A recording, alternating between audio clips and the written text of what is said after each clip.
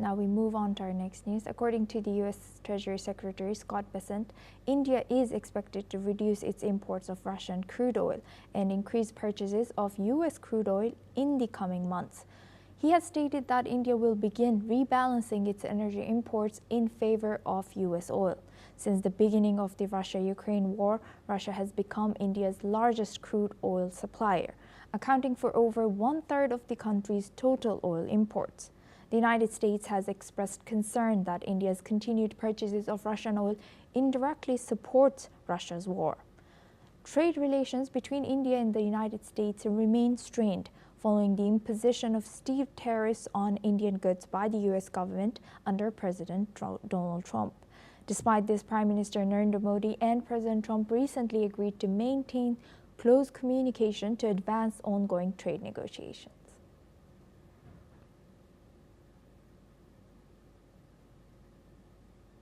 Now for this discussion, we're joined by retired Major General Sudha Karji. He's a senior geopolitical and strategic defense expert, joins us live from New Delhi. Major General, we often talk about this topic, and also we also talk about how India and Russia has close ties, including in defense, including in this crude oil. So how will India plan to balance this energy imports between Russian and U.S. crude oil? Asomam, a good question. Let me clarify certain issues before I go into address the core issue of the question.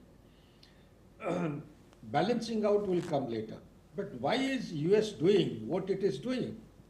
Why has US imposed 25% additional penalty on grounds of India buying oil from Russia? And mindful of the fact that it is at the behest of USA, when the war broke out or Russia invaded into Ukraine way back in 2022, it is only the US's request which was made to India to balance out the oil price in the open market, and USA had requested India to go in for buying oil from Russia. So, is it correct that Donald Trump is not aware of this? The answer is no. Donald Trump knows about this. But why is he still making the noise? This is what the people have to understand. He's still making the noise because India is paying the cost of oil being bought from Russia turns out to be something close to 75 billion US dollar per year. Total being around 130 plus billion per year, because 87.7% of India's oil, fossil fuel, is imported from outside. Presently, India is buying close to around 7% from America. So when you buy something worth about $75 billion per year from Russia, and you are making payment not in dollar, you are making payment in Indian rupees, this is an indirect and a slow fire towards de-dollarization. De-dollarization is the main scare, and which is putting USA to camouflage the main issue and keep harping on non-issues. Therefore, the public is not able to understand why Donald Trump is, hyping up a non-issue. And also another fact, that if it is raising the issue of India buying oil from Russia, which is fueling the ongoing conflict against Ukraine, then also we need to keep in mind that from 28 January 2025, the date from which Donald Trump has assumed his presidency 2.0, USA has posted something more than 20% of its commercial activity with Russia. It is buying uranium, it is buying fertilizer, it is buying minerals from that place, and most of other issues. So therefore, to say that India is buying fuel and therefore India is contributing to the ongoing conflict against Ukraine is fallacious. It is incorrect. The main issue is that India is paying in Indian rupees, which is threatening the value of dollar to weaken, as also towards de-dollarization. Therefore, they want to divert. Now, issue comes, how does India balance out? There are three options. One option is India says, no, not possible. It is going to be a very hard bargain that way. Mindful of the fact, India knows that America provides one of the largest markets for its exports. So therefore, India won't like to lose out the market. So second option is and no means it is going to put India into a handicapped situation. The second option is partial. You go 50 and give 50, take 50. So maybe this is going to be a win-win situation.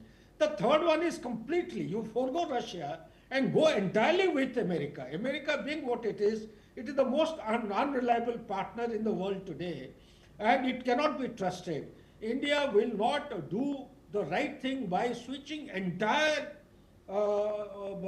eggs in the basket of USA. I strongly feel that India should be able to balance out. Instead of 7%, it could range up to, let's say, around 20-25% of oil from USA, and must continue to buy fuel or the oil from Russia as heretofore, in my opinion. And gradually, as the time comes by, there are issues with regard to your soybean, your corn.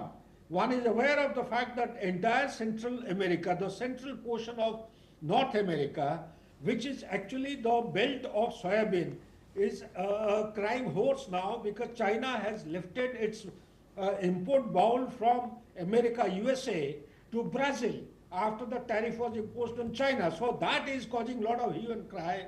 USA is going all out to negotiate with India to buy, if not entirely, some percentage of soybean and corn, and so that the voting constituency of Donald Trump, they don't go around up with arms against Donald Trump, because Trump at the moment is subjected to lots of criticalities, lots of problems, and there are no healthy or positive signs from any quarter. Therefore, he would like to make use of India, negotiate, and come to a win-win kind of a landing ground between India and USA. Back to you, Ashok. With that, I would like to thank Major General Sudhakarji for joining us and sharing that insight throughout this topic. Thank you very much. Now we move on. Peru's Congress has voted in favor of debating the impeachment of President Dina Boluarte. Among the world's most unpopular leaders in the late-night sessions called after political blocs from across the spectrum called for her removal. Boluarte is deeply disliked, with approval ratings of just 2 to 4% amid accusations of corruption and responsibility for deadly crackdowns on protesters. Earlier, lawmakers from across the political spectrum presented 4 motions to remove Boluarte, the latest in a series of so far unsuccessful motions that come as the country prepares for elections.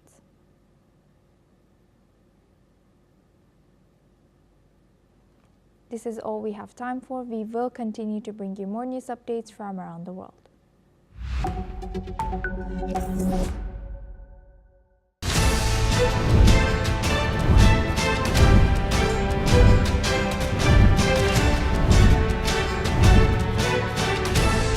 Hello and welcome to NewsX World. For this very special interview, I am joined by Hugh Duggan. We are now joined by some people who are here protesting. We as Jewish people, we are condemning all the actions of the State of Israel.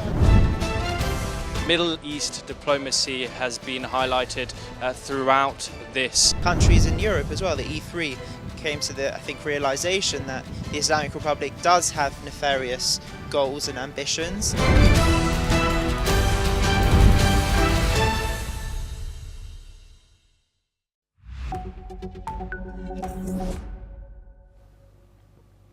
Hello and welcome. I'm Asuma Katauka and you are watching NewsX World. Let's take a look at some of the top stories. An Israeli government spokesperson has said that after hostage releases, the Israeli military will control about 53% of Gaza following the signing of the final draft of the Gaza Peace Plan Phase 1 deal in Egypt by all parties, according to media reports. She further stated that Prime Minister Benjamin Netanyahu and US President Donald Trump held an emotional call, praising each other for the historic achievement. Israel's far-right minister Bezalel Smotrich has announced that his religious Zionism party will vote against the Gaza ceasefire deal. Smotrich has urged the government to resume fighting after hostages are freed, rejecting any move towards Palestinian statehood or an international security force in Gaza. Ukrainian President Volodymyr Zelensky said Ukrainian strikes may have cut Russian gasoline supplies by up to 1/5. He further stated that Russian forces carried out 1,550 strikes on energy targets in Ukraine over the past month, while the US and Russia have no shared perspective on the war, according to him. The US governor shutdown enters its